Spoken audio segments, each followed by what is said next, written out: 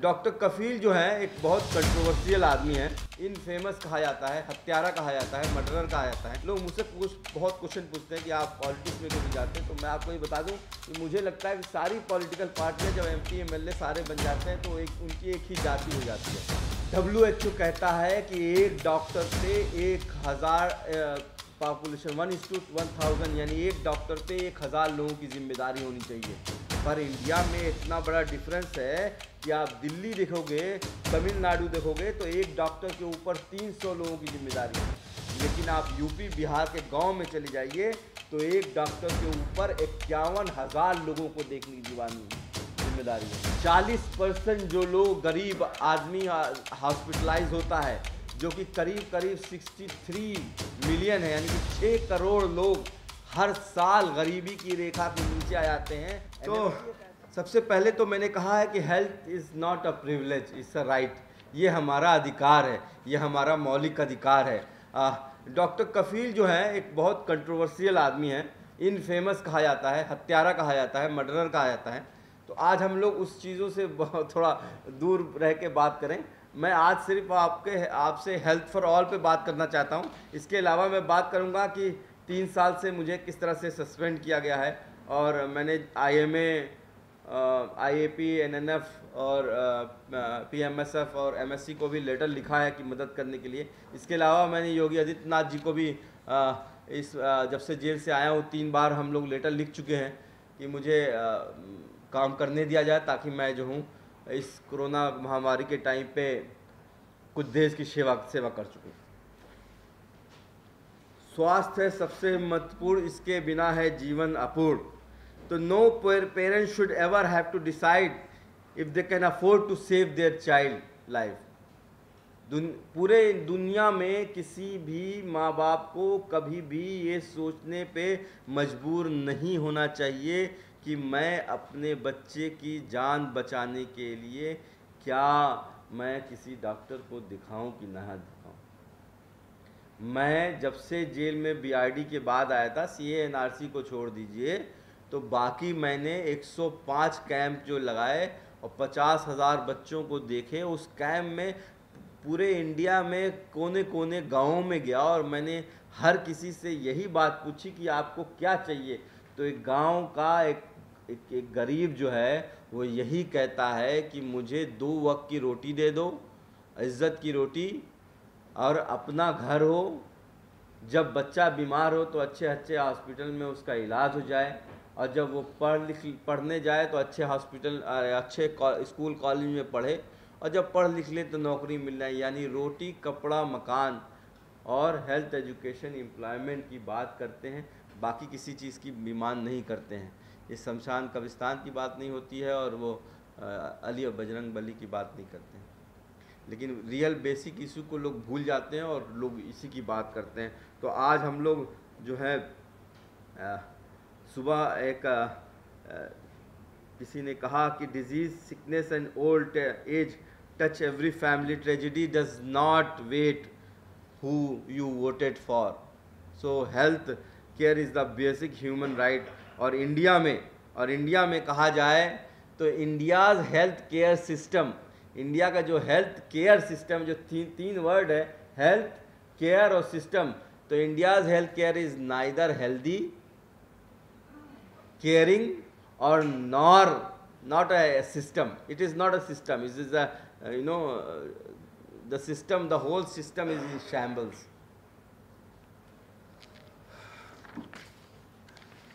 कुछ डेटा रखना चाहूँगा इसी के हम लोगों ने ये डेटा WHO, यूनिसेफ और वर्ल्ड बैंक से कलेक्ट किए हैं, और बहुत स्टैगिंग डेटा है। हमें अफसोस होता है कि हमारा देश जो है इस लेवल पे पहुंच गया है। पब्लिक स्पेंडिंग जो हेल्थ पे खर्च होती है वो 1% तो है, 1.2%। All over the world 6 to 8% होती है। और ऐसा नहीं है ये नरेंद्र मोदी गवर्नमेंट में हुआ है, ये जो है पिछले जो 70 साल से किसी भी सरकार ने देश को चलाया है उसने स्वास्थ्य के मैटर को इग्नोर किया है। और यही वजह है कि हमारा देश जो है हेल्थ स्पेंडिंग में 170वें नंबर पे 128 188 कंट्रीज़ में है, 188 कंट्रीज़ में 170 पोजीशन पे है,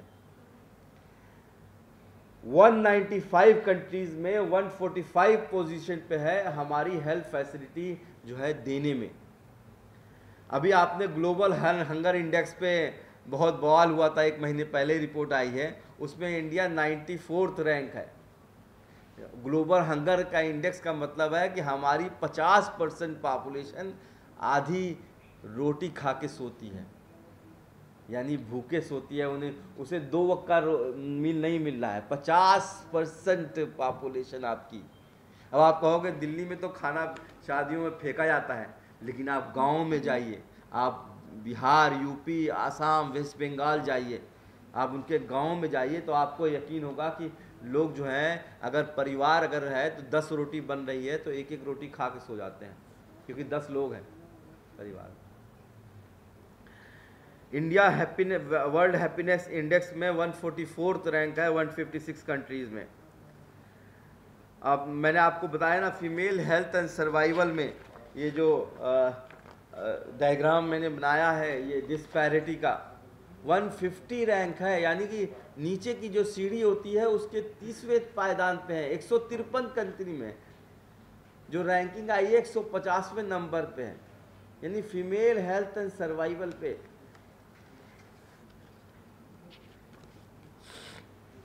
%40 जो लोग गरीब आदमी हॉस्पिटलाइज होता है, जो कि करीब 63 मिलियन है, यानी कि 6 करोड़ लोग हर साल गरीबी की रेखा के नीचे आ जाते हैं अगर उनके घर में कोई ऐसा बीमार हो जाता है जिसको कोई बड़ी बीमारी है।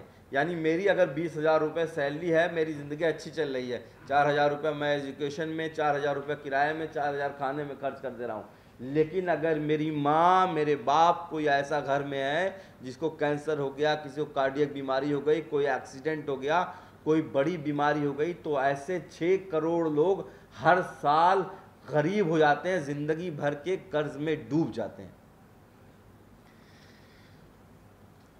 WHO कहता है कि एक डॉक्टर पे 1,000 पॉपुलेशन 1:1000, यानी एक डॉक्टर पे 1,000 लोगों की जिम्मेदारी होनी चाहिए। पर इंडिया में इतना बड़ा डिफरेंस है कि आप दिल्ली देखोगे, तमिलनाडु देखोगे तो एक डॉक्टर के ऊपर 300 लोगों की जिम्मेदारी है, लेकिन आप यूपी बिहार के गांव में चले जाइए तो एक डॉक्टर के ऊपर 51,000 लोगों को देखने की जिम्मेदारी है। कैसे दिखेगा एक डॉक्टर 51,000 लोगों को? आदमी तो है वो भी, इम्पॉसिबल बात है। जैसे मैंने बताया कि 500 से 1,000 लोग कोरोना वायरस से मर रहे हैं, लेकिन 28,000 लोग रोज मर रहे हैं नॉन कोविड डिजीजेस से। 1 लाख से ज़्यादा लोग मरे हैं कोरोना से जनवरी में, लेकिन 1 करोड़ लोगों से ज़्यादा मर चुके हैं कोरोना नॉन कोविड डिजीज से। किसी को हार्ट अटैक आ गया, किसी को निमोनिया हो गया, किसी को डायरिया हो गया, किसी को कोई बीमारी, कोई हॉस्पिटल, सारे रिसोर्सेज डाइवर्ट हो चुके हैं। सब कोरोना वायरस की तरफ देखने के लिए उनको कर दिया गया है। मैंने 27 जनवरी को पहली बार अपना कोरोना, जब एक भी केस इंडिया में नहीं था, तब मैंने वीडियो कोविड-19 पे बनाया था, वही उसी मुंबई एयरपोर्ट से जहां से मुझे गिरफ्तार कर लिया गया था। तब इंडिया में कोई केस नहीं था, 30 जनवरी को पहला केस इंडिया में आया है। 4.5 लाख लोग आज भी टीबी से, ट्यूबरकुलोसिस से, तपेदिक जो बीमारी होती है उससे मर जा रहे हैं। इन पूरी दुनिया में ट्यूबरकुलोसिस खत्म हो रही है, इंडिया में अभी भी 4.5 लाख लोग मर जा रहे हैं। एड्स जो है, HIV एड्स में के इंडिया में 3rd largest number of population है। डायबिटीज़ के जो है, कहते हैं पूरी दुनिया के लोग, डायबिटीज़ का जो भारत है कैपिटल ऑफ डायबिटीज़ है। 7.5 करोड़ लोग मधुमेह रोग जो डायबिटीज़ है उससे पीड़ित हैं। और this is a tip of iceberg. ये डॉक्टर्स बैठे हैं, इनसे पूछिएगा टिप ऑफ आइसबर्ग क्या होता है। ये डिजीज़ जो कम्युनिटी मेडिसिन की, यानी जो हम लोग सिर्फ डायग्नोज कर पा रहे हैं ऊपर से, गांव में कितने लोग डायबिटीज़ और कार्डियक अरेस्ट से मर जाते हैं हमें पता ही नहीं है। 50% बच्चे हमारे ऐसे हैं, कुपोषित हैं, 50% बच्चे। हर दूसरी औरत, हर दूसरी लेडी एनीमिक है, एनीमिया है उसे। 70% population of female population is anaemic. Anyway, data कहता जाऊंगा तो बहुत देर हो जाएगी।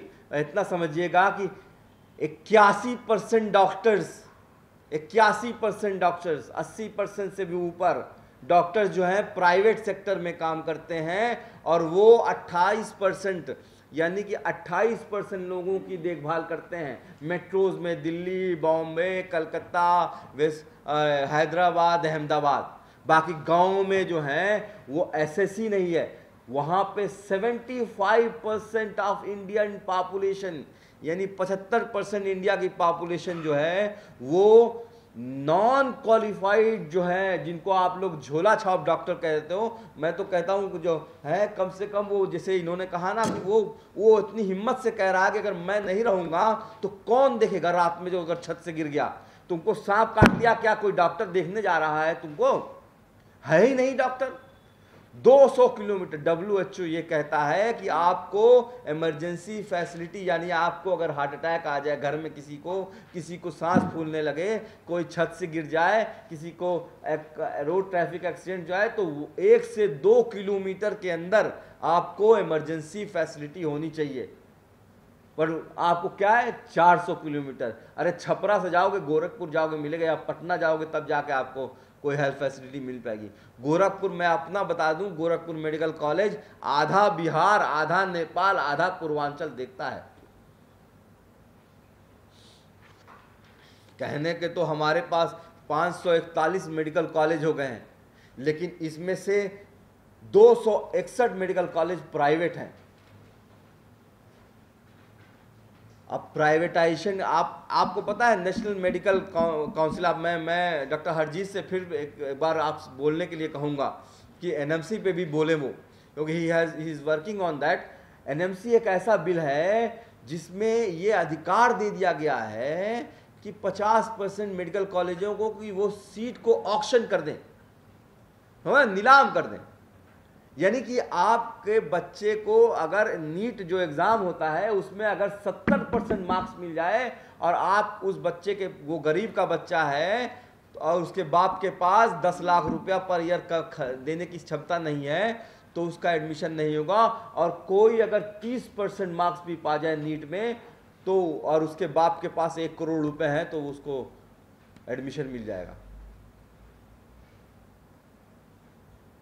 ये कर दिया है देश में हालत।